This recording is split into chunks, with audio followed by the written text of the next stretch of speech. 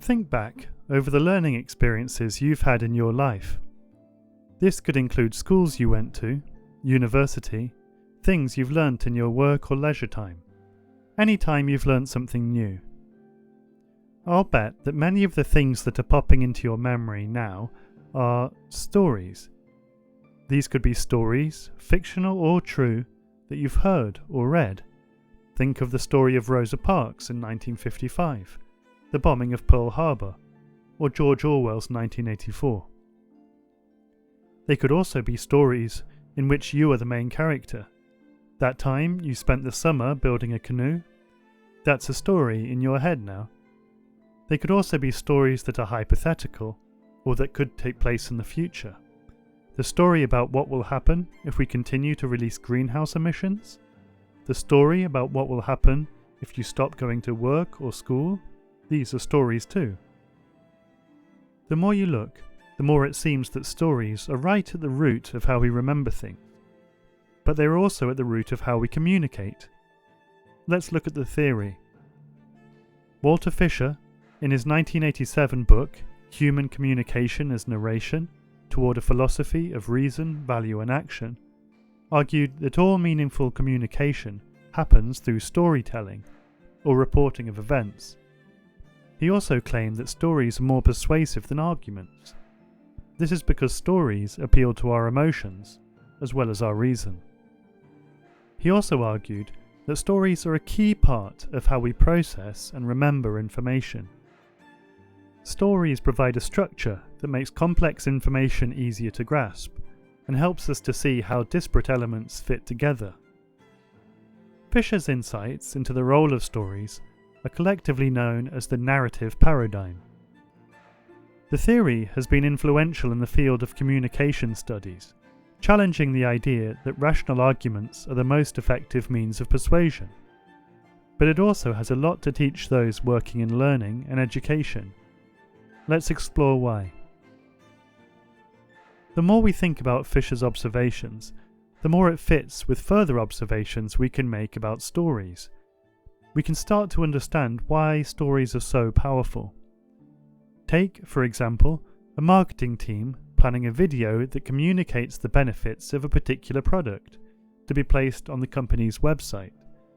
Instead of listing the benefits as separate facts, they embed the benefits of the product in a story that describes a character who's in need, tells how they discovered the product, and then explains how the product helped them to solve their problems. The story helps in a few ways. Firstly, the story provides context for otherwise abstract ideas.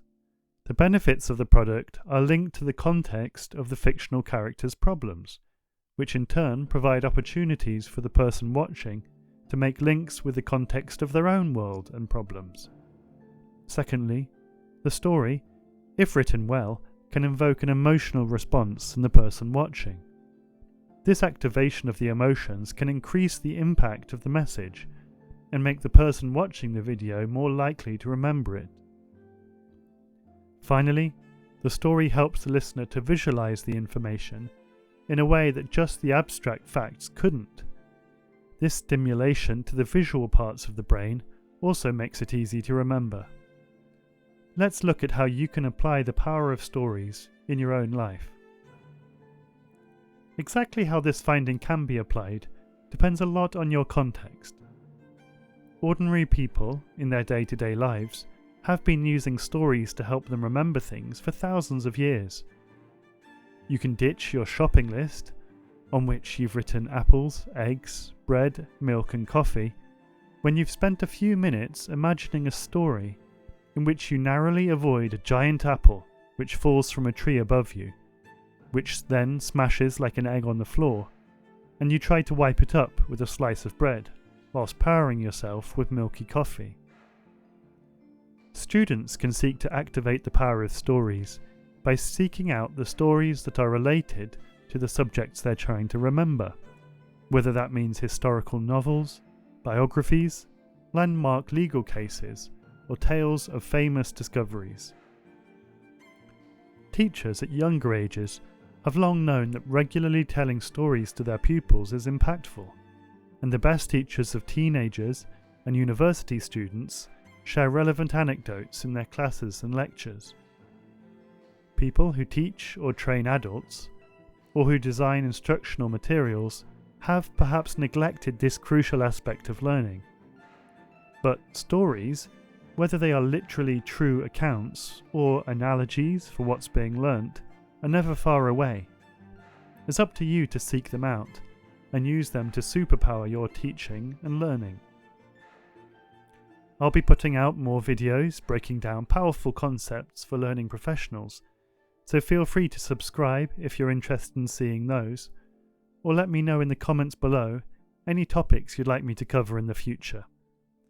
Until then, happy learning.